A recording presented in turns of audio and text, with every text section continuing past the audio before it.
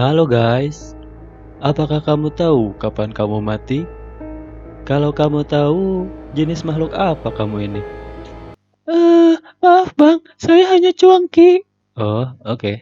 Daripada kamu sok tahu, mending nonton dulu video ini sampai akhir. Baik bang. Kematian. Kematian bisa menjadi hal yang sangat pribadi dan menyedihkan.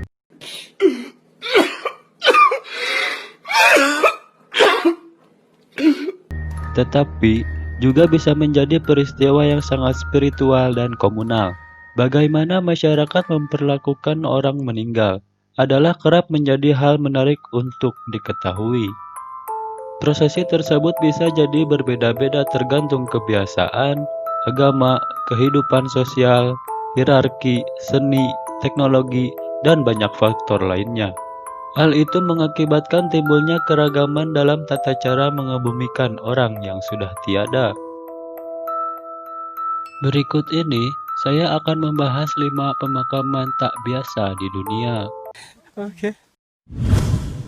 El Muerto Parao, Meksiko.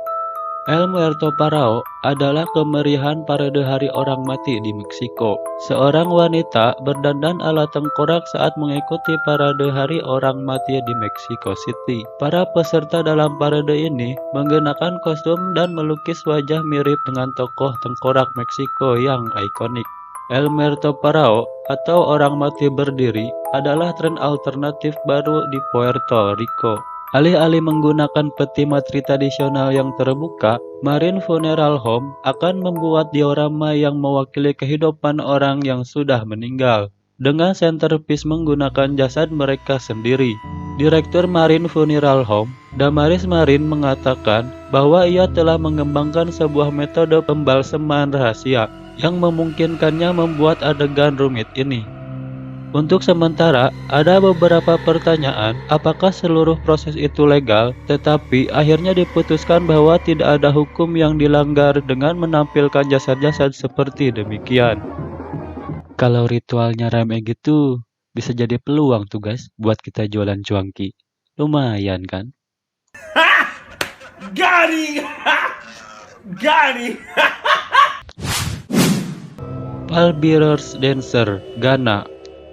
Keluarga di Ghana menjadikan prosesi pemakaman orang yang mereka cintai bagaikan sebuah parade marching band.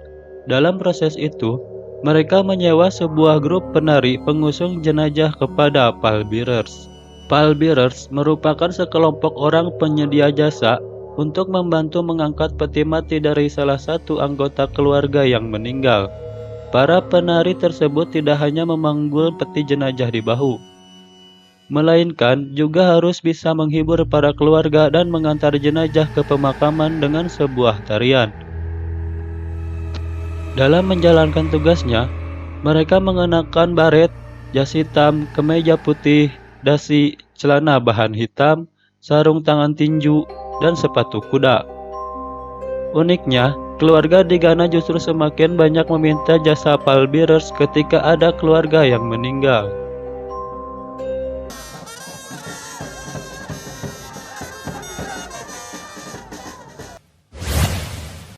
Mak Nenek, Sulawesi Selatan, Indonesia. Mak Nenek adalah emaknya emak saya, dan emaknya emak saya punya emak yang sudah emak-emak. Sorry. Kita ulang. Mak Nenek adalah tradisi unik dari tanah Toraja. Suku Toraja adalah orang Indonesia asli yang suka mengambil jasad anggota keluarga mereka yang meninggal setiap 3 tahun dan mengarak mereka di sekitar kota.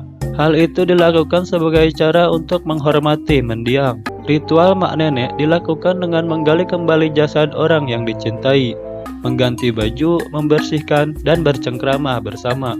Selain mengenakan pakaian baru ke jasad, anggota keluarga akan merawat tubuhnya dengan menjadikannya mumi.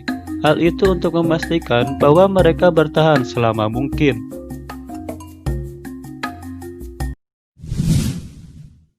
Pemakaman burung bangkai Zoroastrian, India. Tradisi pemakaman langit di Tibet yang bikin merinding bulu kuduk. Tradisi pemakaman langit di Tibet hingga saat ini masih terus berjalan. Rupanya, Orang Zoroaster di Mumbai, India tidak perlu rencana pemakaman. Sebagai bagian dari budaya, mereka meninggalkan mayat mereka di Dhamma atau Tower of Silence. Di sana jasad mereka akan dimakan oleh burung nasar. Iya, jadi mayat itu dimakan oleh burung saya. Ngaben, Bali, Indonesia. Ngaben adalah ritual rumit yang dilakukan di Bali untuk membersihkan roh yang sudah meninggal dan membantu membimbing mereka ke kehidupan setelah kematian. Mirip dengan banyak budaya lain, Ngaben adalah perayaan kehidupan daripada duka kematian, karena kematian dipandang sebagai waktu ketika seseorang dapat pindah ke kehidupan setelah mati sebelum bereinkarnasi. Sebelum Ngaben dimulai, tubuh diletakkan dalam sebuah balai delon atau kamar tidur kecil, sementara keluarga menjalani kehidupan seperti biasa, bertindak seolah-olah orang itu hanya tidur. Jenazah tersebut kemungkinan dimakamkan di lokasi sementara, sebuah kuil kecil yang disebut pura dalam, hingga keluarga menggelar upacara.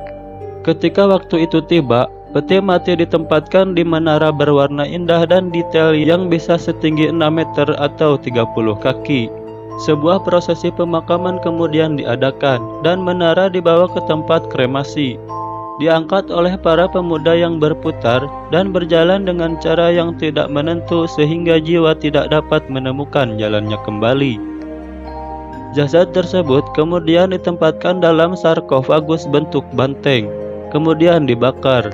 Abunya lalu dikumpulkan dan disebarkan ke laut untuk membersihkan jiwanya.